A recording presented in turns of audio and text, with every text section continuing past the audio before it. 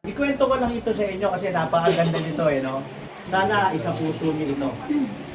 Merong biglang dumating sa bahay at nag-message pala siya at hindi namin nabasa yung message niya. Pero may message pala siya. Tapos biglang dumating. So, nagulat kami, na-shock kami. So wala kaming magawa kundi entertaining siya. Then lately lang namin nalaman na meron pala siyang message. At pagkatapos ay nangangailangan siya ng konting pera lang, konting salapi. Masasabi kong napakaliit ng amount na kailangan niya. At ako'y nagtataka, kami nagtataka, bakit sa puntong ito ng buhay niya, yung ganoong kaliit na salapi ay nangangailangan siya. At kung titingnan namin yung buhay niya, ay nagsimula sa wala yun eh. Nagsimula talaga sa wala. At sinikap na pumasok sa iba't ibang uri ng business, pero walang nangyari. Pero ang nangyari, sila ay naging dedicated sa Panginoon, naging aktibo sa ministry at naging bahagi ng ministry, tapos nagsimula uling mag-business. At naipanalangin natin yung business nila at nag-grow. At dumating ang time, talagang masasabi mong very successful talaga ang business nila. Ang totoo lang, from one business to another business. So maraming business na ang pinasok nila. At makikita natin na panay ang pagpapabless nila. Panay ang pagpapabless nila ng kanilang business. At halos ang sinasabi nila, halos nga wala na silang panahon, puro na lang business sapagkat sobrang ng dami ng business nila. Pero ako'y nagulat sapagkat dumating ng bahay na hindi namin inaasahan at nag-message pala, hindi naman namin nabasa. At lately na lang namin nabasa nung nakaalis na may message pala. At nangangailangan ng napakalimit na halaga. At na kami nagtataka, bakit niya kailangan ng ganoong kaliit na halaga samantalang pinarami ni Lord yung kanyang business. Ano po? So, ngayon, ang pinayo namin sa kanya, simple lang. Ano po? Pasahin ko lamang po itong awit 116 verse 12. Pasahin ko lang po sana. Sana'y sa puso po natin ito. Sabi rito, what shall I return to the Lord for all His goodness to me? What shall I return to the Lord for all His goodness to me? Ano ba ang isusukli ko, igaganti ko sa Panginoon sa lahat ng kabutihan niya sa akin? Ngayon, ang naipayo namin sa Kanya ay simple lang. Balikan niyo ang Diyos. So sa Diyos kayo nagsimula, sa Diyos nagmula ang lahat ng bagay na yan. At ako'y takang-taka talaga, a matter of wala pang 100,000. Ganun lang kaliit na salapi kailangan nila. Ako'y shock na shock. No? At ang sampayo namin sa kanila, return to your God. Sa Diyos nagmula ang ating buhay, hiram sa Diyos ang ating buhay. Anytime pwede nyo itong kunin. So kinakailangan nakahanda tayo, baka bigla tayong kunin ng Diyos sa mundong ibabaw na ito, paano na? It's either heaven or hell. Wala pong gitna. Ano po, yung gitnang yan pinaglaban ni Jose Rizal yan at maraming nakipaglaban na wala talagang gitna. It's either heaven or hell lang talaga. At kung babasahin ng Biblia, wala talagang gitna. Heaven or hell lang talaga. So sa madaling salita, yun ang pinayo namin sa kanila. Pumalik kayo sa Panginoon, balikan ninyo yung pinagsimulan ninyo, balikan nyo ang Diyos.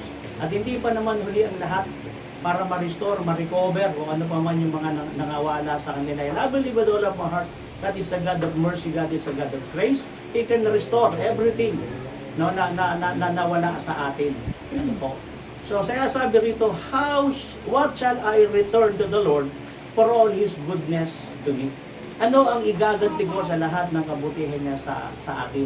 So, ang Panginoon napakabuti sa atin. Ano po? Kay Sister Lai, napakabuti ng Panginoon. At nakikita ko, tuloy-tuloy yung kanyang pagpapabless. At tinitingnan ko pa nga yung mga iba pa, baka sa susunod, meron na naman ito ipapabless dito At yun talaga yung mga hangarin ko. Pero I just want to emphasize sa ating lahat sa oras na ito. Ang lahat ng bagay po ay nagmumula sa Panginoon. Kaya sana kung tayo nagsimula sa Diyos, huwag tayo makalimot, magpatuloy tayo sa Panginoon. At ang totoo nga dapat, kapag binigyan tayo ng kabutihan ng Diyos, dapat lalo tayong lumapit sa Panginoon. Lalo tayong pumapit sa Diyos, lalo nating pagbutihin ang Panginoon, lalo nating lagyan yung ating tawag, lalo nating ibigay sa Panginoon yung nararapat. Dalawang bagay po kung bakit nalalayo ang tao sa Diyos. Number one, sa sobrang kahirapan. Sa sobrang kahirapan, nalalayo ang tao sa Diyos. At sa sobrang kayamanan, nalalayo rin ang tao sa Diyos. Sino yun? Ay yung kahirapan, alam na natin yun, marami yun. Pero sa kayamanan, si Solomon. Nung si Solomon, ito na siya, sa kanyang napakagandang kalagayan, nalimutan na niya ang Panginoon. Pero ang sabi niya sa kanyang sinulat, sa aklat ng Ecclesiastes, walang kabuluhan ang lahat na bagay. Yung palang lahat ng natamasa niya ay wala pa ng kabuluhan. Lahat pala ng yaman niya, yung karangyaan niya, kasikatan niya, nakarating sa maraming bansa ang kanyang kasikatan. Even the Queen of Sheba came to him para pakinggan yung kanyang karunungan. Sumulat siya ng napakaraming tula, napakaraming kanta, proverbs, pero ang lahat pala ng ito ay walang kabuluhan. Kaya ang sinasabi niya sa kanyang huling salita, matakot tayo sa Diyos. At ang sabi niya, lihiman o lantad, ang lahat ay ipagsusulit natin sa Panginoon. Kaya ang sinasabi ni Solomon, habang bata pa tayo, paglingkuran natin ang ating Panginoon. Kaya sabi rito, what shall I return to the Lord for all His goodness to me? I will sacrifice a thank offering to you and call on the name of the Lord.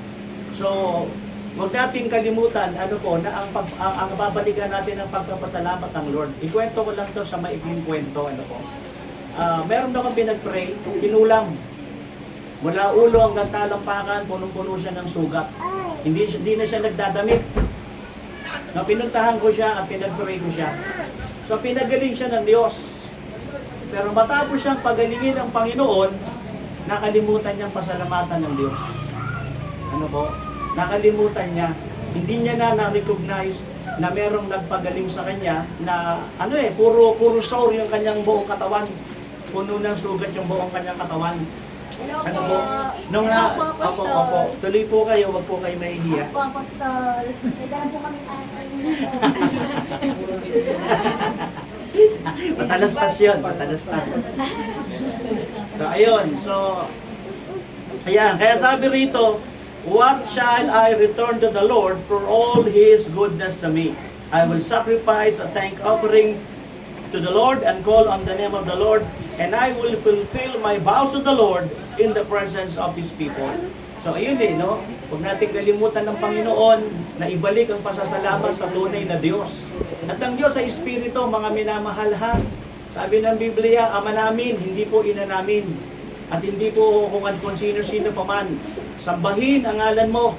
Ang pinapasampanan po ng Diyos ay pangalan, hindi po larawan.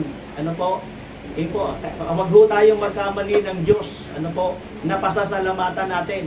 Baka yung Diyos na Espiritu ang nagpala sa atin, nagbiyaya sa atin, pupunta tayo sa Diyos na hindi naman gumagalaw, doon tayo magpasalamat, na hindi naman yung nagbigay sa atin. So huwag natin kalilimutan yun. Kaya sabi ng Gawa 16:31, sumampalataya ka sa Panginoong Hesus, ikaw ay maliligtas at ang iyong buong sambahayan. Actually, yung salvation na yun, not just salvation of our soul, but also salvation of our pocket at salvation of our body. Lahat-lahat na ng salvation, binibigay ng Panginoon. Kaya si Josue, sa Josue 24:15, anong sabi niya? As for me and my house, we will serve the Lord. Kaya po ang aking punong-puno ng pagmamahal at pagmamalasakit na nais kong dalhin sa Bagsik at sa iyo family, ang lahat po ng bagay ay nagmula sa Panginoon. Sa tunay na Diyos, yung tunay na Diyos talaga ha. Kasi si Tibuloy, Diyos daw siya, pero fake yun. So, yung tunay na Diyos, yung talagang Espiritu, yung sinasabi ng Biblia na Ama namin na po, hindi yung ina namin o sino pa man, hindi yung pa man, kundi sambahin ang ngalan mo, yung nagpapasamba ng pangalan, hindi nagpapasamba ng larawan pa man. Ibalik natin sa Diyos ang lahat ng pasasalamat, pagpupuri, pagsamba, pagpaparangal, pagdakila, everything. na lahat na kayang ibigay natin sa Panginoon, gawin natin kasi sa Diyos ang nagmumula ang lahat ng bagay. Ano po, ako po'y marami nang na-bless, na anuhan, at paikot-ikot na lang dito sa Pilipinas hanggang sa ibang bansa para i-bless, pagpalain ang buhay ng marami. At bago po ako mag-pray, ito po ang sabi rito sa awit, sa Proverbs 13:22. A good person leaves an inheritance for their children's children. Alam mo, pag mabuti kang tao, gusto mo hindi lang ikaw ang mapagpala lahat ng iyong mga mahal sa buhay mapagpala. Hanggang kaapu-apuhan mo yan, gusto mo pagpalain sila. No, bigyan mo sila ng karangyaan, bigyan mo sila ng mana. Kasi mabuti kang tao. Pero mayroon pong sinabi rito ang Panginoon, but a sinner's wealth is stored for the righteous. Pero kahit gaano pa tayo magpunyagi, magpursigi at mangarap sa buhay na ito at hangarin ang pagpapala hanggang sa ating kinapung at from one generation down to another generation, ano po, ang sabi po ng Biblia, kukunin po ng Diyos ang ating kayamanan. Ibibigay niya yan sa mga matutuwid. Bakit? Kasi po gusto ng Diyos ang mag-enjoy ng blessing niya, mga matutuwid. At gusto ng Diyos ang mag-enjoy ng blessing niya, yung mga naglilingkod sa kanyang matutuwid. Yung nagliligtas ng kaluluwa, gumagawa para sa pagliligtas ng kaluluwa, dun ibibigay ng Panginoon yung blessing. Kasi ang nais ng Diyos, hindi lamang natin ma-enjoy yung blessing, kundi makasama tayo sa pagliligtas ng kaluluwa, sa pagliligtas ng bayang Pilipinas at ng buong mundo. Ngayon, ang init-init dito, pero sa Aklan, nagdurusa sila roon. Katatapos ng pagdurusa roon sa Mindanao. Ang mundo ngayon, unpredictable na. Hindi mo na malaman kung anong sakit ang dumarating nakakaiba. Kagaya ng COVID-19. Kahit na inabot na ng 20 plus na year na yun, COVID-19 pa rin. Yung pa rin yung pangalan niya. At pagkatapos, tingnan natin yung mga trahedya ngayon, disaster, calamity, unpredictable na. Hindi na natin masabi ngayon. At pati ang buhay ng tao ngayon, masyadong umiikli na po, di ba? Isipin mo, 30 years old, nai-stroke na. Isa nga bata pa, nai-stroke na Naunawaan po natin. Kaya ang nais ng Diyos, ma-enjoy natin yung blessing niya, ano po, pero at the same time, nais ng Diyos na maibigay natin din ang para sa Panginoon at maipaglingkod din natin ang para sa Kanya. So bago ko po siguro i-bless yung tahanan, o tayong lahat, ano po, pwede po bang ibigay po muna natin yung buhay natin sa Panginoon? Hindi ko po sinabing ibigay niyo yung buhay niyo sa religion. Ang kailangan po natin ay relasyon kay Kristo. Kasi maaaring tayo ay may religion, pero wala naman tayong malalim na relasyon sa Panginoon. So, kinakailangan tayong magkaroon ng relasyon kay Kristo. At ang sabi ng Biblia, ano po, ang sino mang tumatawag sa pangalan ng Panginoon ay maliligtas. Anong ibig sabihin nun? Yung buong puso, natatawag sa Panginoon para maligtas ay ililigtas ng ating Panginoon. Kaya sa oras na ito, pwede pang tayong lahat ay umuko at tumikit. At huwag po muna natin kausapin yung ating katabi, kalabitin, maigli lamang naman po ito. Taas po natin yung ating kanang kamay patungo ng langit. Huwag po tayong maiya, sapagkat yung iba ay nagtataas ng kamay sa bandila, hindi sila nahihiya, mas lalo na yung para sa Panginoon. At marami nagtataas ng kamay para sa artista at mga basketballista o sino pa mang kilalang tao, hindi sila nahihiya, how much more sa Panginoon. Nasabihin po natin ng mga katagang ito, palakasan po natin, Panginoong Jesucristo, sa oras na ito, isinusuko ko po ang buhay ko sa iyo, ang mga bisyo, ang mga kasalanan, nandito sa akin at patuloy kong ginagawa, isinusuko ko na ngayon, patawarin mo na po ako, baguhin mo po ako, linisin mo po ako, banalin mo po ako, at maging sa oras na ito, lahat ng mga mali kong pagsamba, mali kong paniniwala, mga kinaugalian, mga kinamulatan, mga nakagis ng hindi naman tama, patawarin mo po ako. Hugasan mo po ako ng iyong dugo na nabuo sa krus ng Kalbaryo. Bukas po ngayon ang aking puso. Panginoong Yesus, pumasok ka, tinatanggap kitang tunay bilang personal kong Diyos at tagapagligtas. Simula po sa oras na ito, ikaw na po ang maghari sa aking buhay. kung ano ang kalooban mo, siya pong mangyari sa aking buhay. Turuan mo po akong makasunod sa gitna lamang ng iyong kalooban. Isulat mo po ang pangalan ko sa aklat ng buhay sa langit, sapagkat ayaw ko po na ako ay mamamatay at pupunta ng impyerno. Nais ko po ng buhay na wala hanggan doon sa kalangitan, upang sa ganoon makasama mo, kasama ng iyong mga anghel sa walang hanggang saya dyan sa langit. Maraming pong salamat, dakilang Diyos. At sa oras pong ito, gusto ko lang pong i-take din ang pagkakataong ito. Baka po may mga prayer request kayo, ituloy ko na rin. Huwag niyo pong ibaba ang inyong kamay kung may prayer request po kayo. Baka may sakit po kayo. So, ipaggusto ko po kayong ipag-pray. Ano po, baka po na dumadaan kayo ng problema, gusto ko rin po kayong ipag-pray. So Lord, nakikita niyo po yung mga kamay nila nakataas. Hindi ko po sila lubos na kilala, pero kilala niyo sila. May prayer request sila, meron silang sakit, may karamdaman, o ang mahal nila sa buhay. O dumadaan po sila ng mga matitinding problema at pagsubok laban ng buhay ngayon, dalangin ko po, O Diyos, na lingapin mo sila. Sa oras pong ito, dakilang Diyos, idantay nyo ang inyong mapagpagaling na kamay sa bawat isa. Tanggalin nyo ang anumang sakit, tanggalin nyo ang anumang karamdaman, o pagbaging ang kanilang mga mahal sa buhay, o anuman ang bigat na kanilang dinadala sa oras na ito, inyo pong tugahan. Salamat po, O Diyos, ang marami. Ang hiling ko rin, pagpalain nyo sila kasama ang kanilang mga mahal sa buhay. Lahat po ng mga magagandang pangarap ay magkaroon po ng katuparan. Dalangin ko po, O Diyos, na maging mas malapit ka pa sa kanila at mas makilala ka pa nila sa isang mas tama at bibliyang kaparaanan. Salamat po, O Diyos, ng marami sa pangalan ni Kristo Jesus. Amen at amen. Tawagin lang po na natin sila Sister Light at si Brother at saka yung kanyang mga anak, no? Mas especially. Yan. So, yan. Tara, ito tayo. Kahit yan na lang kayo, Sister. Yan. Extend natin yung kamay natin sa kanila. Extend natin, mabuti nga. Andito si Brother, no? Yes, Lord. Salamat po sa pamilyang ito. Sapagkat sa iyo po sila dumadalangin. Wala silang ibang hinihingan kundi ikaw. At sa pagsisimula palagi ng kabuhayan, ikaw pa rin ang kanilang nilalapitan at tinatawagan. Pinababasbasan, Panginoon, ang kanilang kabuhayan. Kaya naman po, Ama, ang dalangin po namin sa pamilyang ito, lalo niyo pa silang bigtisin ng pagkakaisa at pagmamahalan.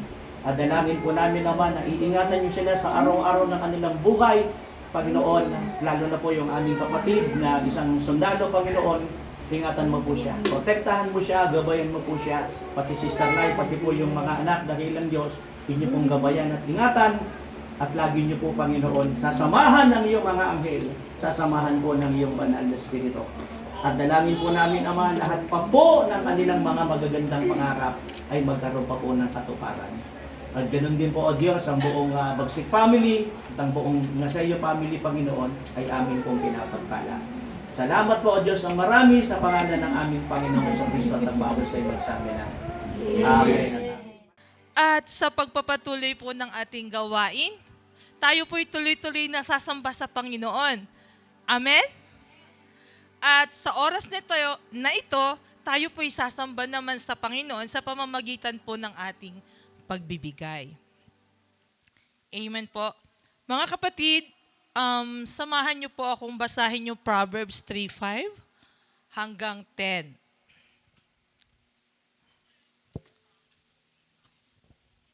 Alam na po natin yung Bible verse na to.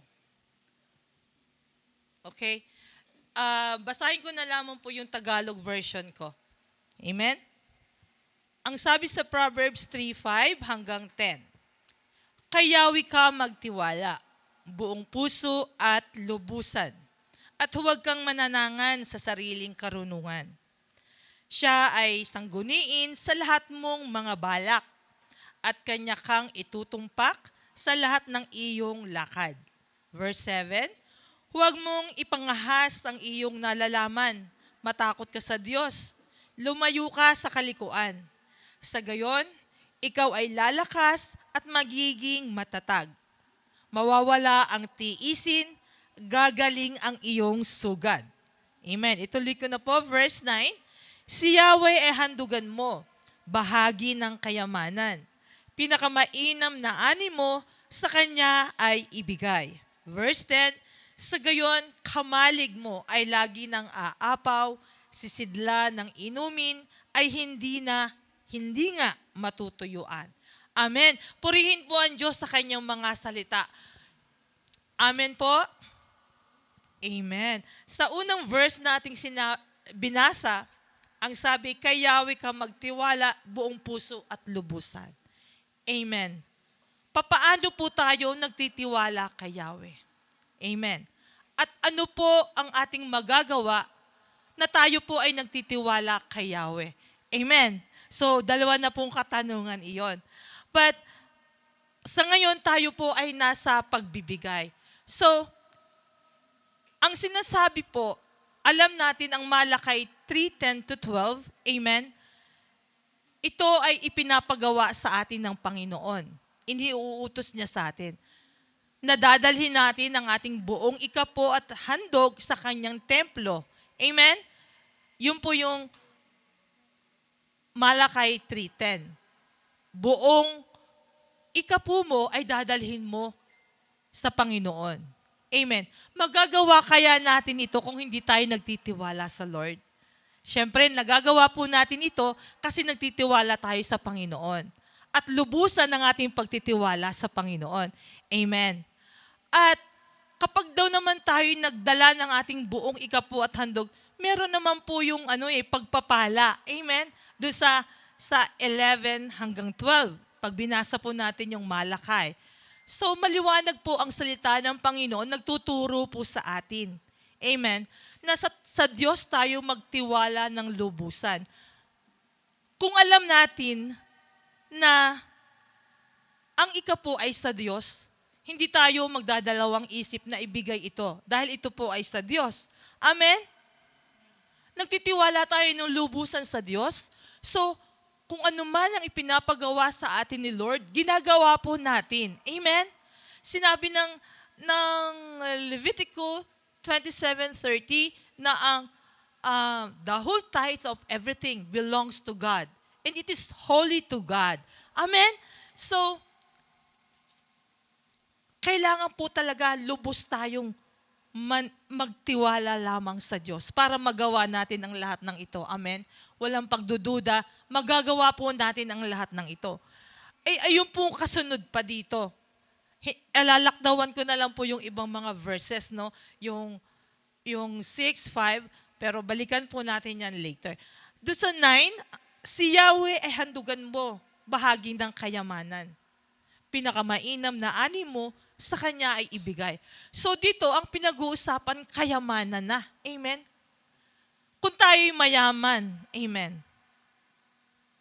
At nagtitiwala tayo sa Panginoon. Lubusan tayo nagtitiwala sa Panginoon. Kaya po nating ibigay ang bahagi ng ating kayamanan sa Panginoon. Amen? Kasi may pangako yung verse 10 eh. Sa gayon, kamalig mo ay lagi nang aapaw, sisidla ng inumin, ay hindi na matutuyuan. Amen? Sa bawat salita ng Panginoon na sinasabi o ipinapagawa sa atin ng Lord, ay lagi pong may pagpapala. Amen? Kapag may ipinagawa sa atin, kapag may ipinabigay sa atin ng Panginoon, papalitan ng Lord ito ng pagpapala. Amen? Dito sa verse 9-10, bahagi daw po ng ating kayamanan.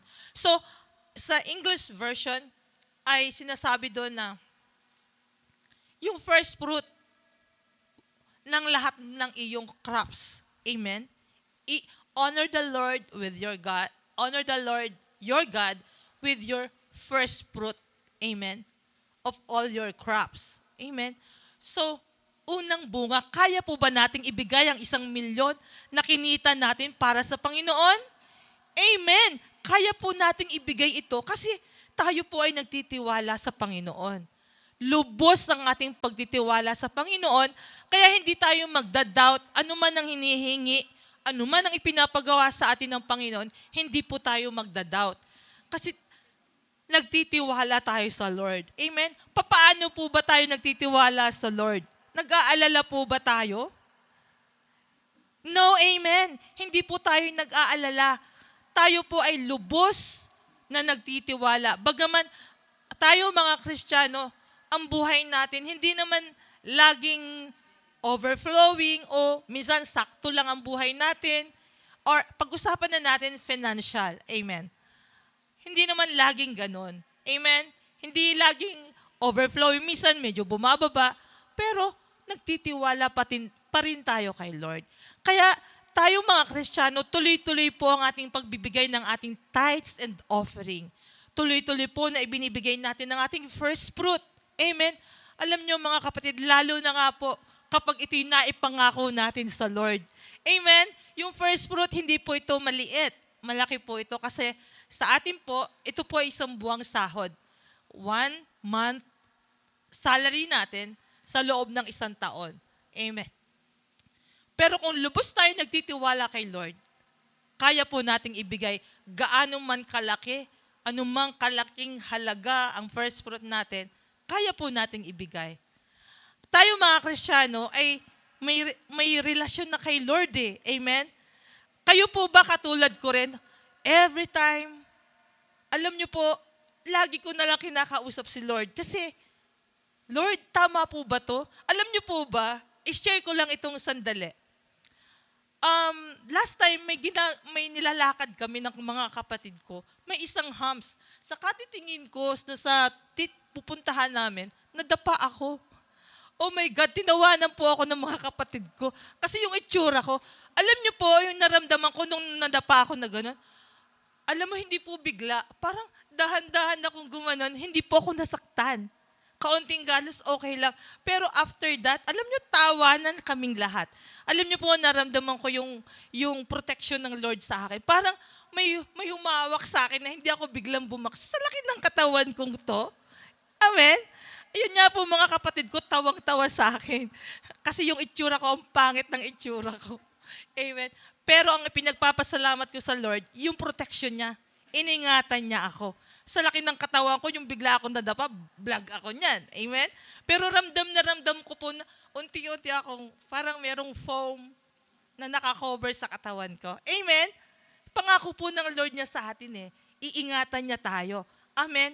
Sa bawat ipinapagawa sa atin ng Lord, lubos tayo nagtitiwala sa Kanya. Ginagawa natin ito. Ang balik nun sa atin, iba yung pagpapala eh. Amen? Pinapagaling tayo sa ating mga sakit. Pinoproteksyonan tayo sa mga sakuna. The last time din, yung sasakyan ng anak ko, sabi niya may sumingit daw sa kanya. Nakita ko nabangga yung babanggain tayo eh. Siya, nabangga niya yung taxi na nasa harapan niya. Sabi ko, hindi mo ba alam? Protected tayo ni Lord. Tinawanan ako ng anak ko. Powerful ka ako tayo kasi cover tayo ng power ni Lord. Ayan lang kasi yung anak ko, hindi pa naman sobrang professional driver yun. Pero marunong na. So yun po yung gusto kong, every time po talaga sa buhay ko, lagi kong kinakausap si Lord. Kasi ayoko pong mawaglit, ayoko pong lumihis ako. Amen? Gusto ko pong, at gusto ko rin po, ituloy ko na rin kasi andun tayo sa pagtitiwala. Ang ipinunto ko lang naman dito kanina ay yung ibigay natin ng ating ikapo at ang mga handog at ang ating first fruit sa Lord. Kasi ang promise naman ng Lord, iba yung ang pagpapala. Amen? At alam naman natin na ang ating iglesia ay tuloy-tuloy ang ministeryo. Amen? Tuloy-tuloy ang ating gawain. Tuloy-tuloy ang pagtataguyod, pagsasaayos ng ating bahay panambahan. Amen? Di po ba nakakatuwa na walang sayang sa pera natin? Actually, yung pong ating mga kaloob sa Lord, yung ating tithes and offering, hindi naman talaga ang Lord ang hindi naman talaga ang Lord ang nangangailangan nun eh. Amen? Kung dinala natin ito sa kanyang templo, tayo ang may pangangailangan nun eh. Amen? Tayo ang itataguyod ng Diyos.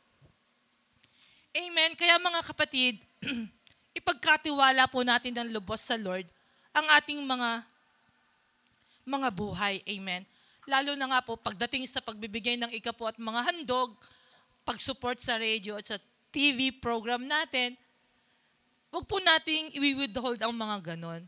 Alam niyo po, kapag nasanayan natin as a Christian, na tayo po ay giver, talagang andun po lagi yung blessings ni Lord. Amen? Kaya nakakatuwa ang Panginoon. Kahit simple lang po tayong mamamayan Pilipino at hindi tayo ganun ka-famous o ka-bilyonaryo, amen, pero mas tama po yung ating nilalakaran sa buhay. Ang ating pong buhay ay kontento. Amen? Nakakatuwa ang Panginoon eh.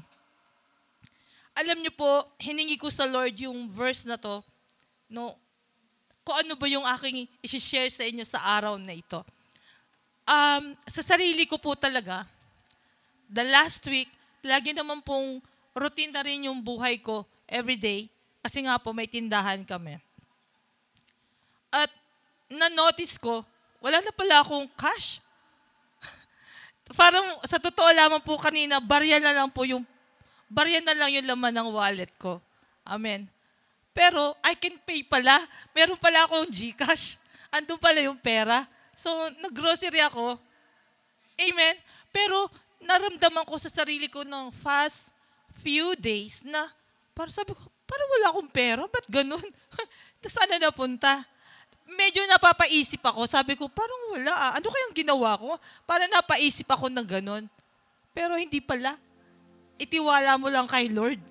Meron pala. Amen? Hindi po ako nahirapan. Kanina lang, nakagrocery ako. Nagamit ko pala yung aking GCash. Amen? Tapos dumating yung kapatid ko, nabigyan din ako ng cash. Di nagkaroon na uli ng cash. So, ito yung sinasabi ni Lord sa buhay ko na, ituloy mo lang yung pagtitiwala mo sa akin. Huwag mong babaguhin. Sa halip, pataasin mo ang iyong pagtitiwala. Lubos-lubusin mo ang pagtitiwala kay Lord. Sabi ko nga sa asawa ko, kung magbibigay ka ng ganito, ilubos mo na ang pagbibigay. Amen? Ibigay mo na ang the best. Kung ibibigay mo yung ganito lang, kakonti, di ba? Bakit hindi mo gawing the best na yung ibibigay mo? Amen? Matutuwa si Lord, no? From your heart. Kasi, kung sabi ko nga, alam nyo, isa pa to ha. Meron na, nagalit sa akin ng mga anak ko kasi akala nila nakikipag-away ako. Pero hindi po yun ang aking, hindi po yun ang aking layunin. Ang layunin ko lang, kung bibigyan mo ako ng maganda, maganda talaga. Huwag mo nang papangitin. So makikipag-diskusyon talaga ako. Ang ganda-ganda na nga, pinapangit mo pa. Ganun po ako magsalita, diretsahan. Pinagalitan ako ng anak ko. Kala niya nakikipag-away ako. Pero hindi po. Hindi po ako nakikipag-away. Kumbaga, ang ipinupunto ko po, maganda yung ibinibigay mo, talagang maganda ang ibigay mo. Amen? Huwag yung pangit o kulang o maliit na ganito lang, kasya na to, okay na to, pwede na to, hindi ganon. Ibigay mo talaga ang the best. Amen? Sa lahat ng ginagawa natin, ginagawa naman natin ito para sa Lord eh. Amen? Ang Diyos naman ang nakakasiyasat ng isip at puso. Kung paano tayo nagbibigay sa Diyos, kung paano tayo nagbibigay sa gawain sa ating kapwa, alam ng Lord yan. Amen? Na tayo ay nagtitiwala sa Kanya, kaya ginagawa natin ng the best. Amen? So, yun po. Ibigay po natin ang the best sa Lord. Amen? At alam natin na parating na rin yung ating anniversary ng church. Alam niyo po, November 3 na po ngayon.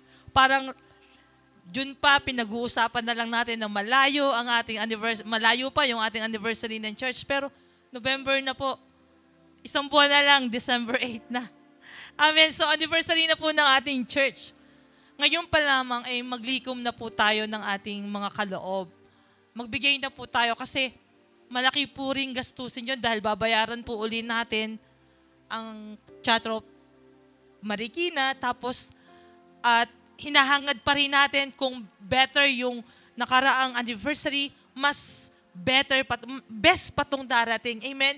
Ibig sabihin, mas paganda at palaki at paganda ng paganda pa yung ating gagawin sa darating na anniversary. Amen? So, sige po mga kapatid, tayo po ay magbigay ng ating mga ikapo at handog. Naririyan na po yung ating offering bucket. Kayo pong nasa malalayong lugar, magtiwala po tayo sa Lord. Magbigay po tayo. lalong higit, magbigay po tayo sa iglesia ng Diyos, sa kanyang gawain, sa kanyang ministeryo. Yung po ang the best na pagbibigay. Kung ibibigay natin ito kay Lord. Amen. Kasi yung tao, alam ni Lord yan eh, ang Lord na ang bahala eh. Amen. Pero kung inialin natin ito sa Lord, ang Lord na ang gagamit nito. So siya na ang bahala sa paggamit nito. Amen. So, ipagkatiwala natin ang lahat sa Diyos. Ibigay natin ang ating the best. Sa huli, tayo po ay pagpapalain ng Panginoon. Amen? At habang po kayo ay nagbibigay diyan, wag po kayong magdalawang isip na magbigay. Kayo pong nasa malalayong lugar, nasa abroad po kayo, at nandito po kayo sa Pilipinas, at hinihipo po ni Lord ang inyong puso at isip. Huwag na po kayong magdalawang isip. Sige po, sundin nyo na si Lord. Ibigay nyo na ang inyong the best sa Kanya. Amen? At madali pong maipadadalangin yung mga kaloob. May GCash po, may bank transfer. So makipag-ugnayan po kayo sa aming iglesia, KOJF Church, sa YouTube and Facebook. Kayo po ay magmensahe. Amen po? Sige po mga kapatid, tayo po ngayon ay manalangin. Idalangin po natin ang ating mga kaloob sa Panginoon. Hallelujah. Purihin ka, aming Diyos na mabuti. Lord, marami pong salamat. Tunay kang Diyos na makapangyarihan. Diyos na mahabagin. Diyos na manggagamot. Ikaw ang lahat sa amin, Panginoon. Ikaw po ang Panginoon ang higit naming kailangan sa buhay namin. Lord, marami pong salamat at dalangin ko po, Panginoon, ilagay mo sa aming puso't isip na wala kaming pagtitiwalaan ng lubos kung hindi ikaw lamang po. Hindi po kami sa tao magtitiwala kung hindi sa iyo lamang, Panginoon. Ang aming mga kayamanan, ang aming mga kinikita, ang aming mga pera, Panginoon, ipagkakatiwala namin ito sa iyo. Magtutuloy-tuloy po kami na ibibigay namin ng aming mga ikapo at mga handog, pag-support sa radio, sa Compassion Ministry, sa Ministry to the World, sa pagtulong sa mga pastors, sa pagde-develop ng aming church. Patuloy po kaming makikibahagi, Panginoon. Patuloy po kaming lalakas at lalaki pa ang ibabahagi para sa iyong gawain. Dakilang Ama, dalangin ko nga po, Lord, Father God, lagi mo kaming i-guide, pangunahan sa mga binabalak namin, sa mga iniisip namin. Ikaw po, Lord God, ang laging manguna sa lahat ng aming gagawin. Dahil alam po namin, Panginoon, na kung ikaw po ang mangunguna sa amin, natitiyak po ang aming katagumpayan, natitiyak po ang aming pagpapala, natitiyak po ang aming kabutihan, O Diyos. Maraming pong salamat, O Diyos, at dalangin ko rin po, Panginoon, na hipuin mo pa ang maraming babae at lalaki, Panginoon, saan man sila naroroon, sa Pilipinas, sa ibang bansa. Hipuin mo po ang kanilang mga puso't isip. Maging kabahagi po sila ng KOJF Church. Ibigay po nila ang kanilang mga kaloob, ang kanilang first fruit, ang kanilang tithes. At kung ano pa po ang hinihingi sa kanila ng Panginoon ay itiwala nila, ibigay po nila ito sa iyo, Panginoon. Huwag po silang magdalawang isip, bagkos, ibigay pa po naming lahat ang aming the best sa iyo. Maraming salamat, O Diyos, at dalangin ko rin po yung aming nalalapit na anniversary ng church. Everything will be okay dahil alam ko po, Lord, na ikaw po ang magpuprovide ng lahat. Alam ko po, Panginoon, na ikaw po ang tutugon sa lahat ng aming mga pangangailangan. Ano man po ito, O Diyos, ikaw po ang nakakaalam. Maraming pong salamat, Ama, at sa iyo lamang po namin ibinabalik ang mataas na pasasalamat, mataas na pagdakila, at mataas na kapurihan.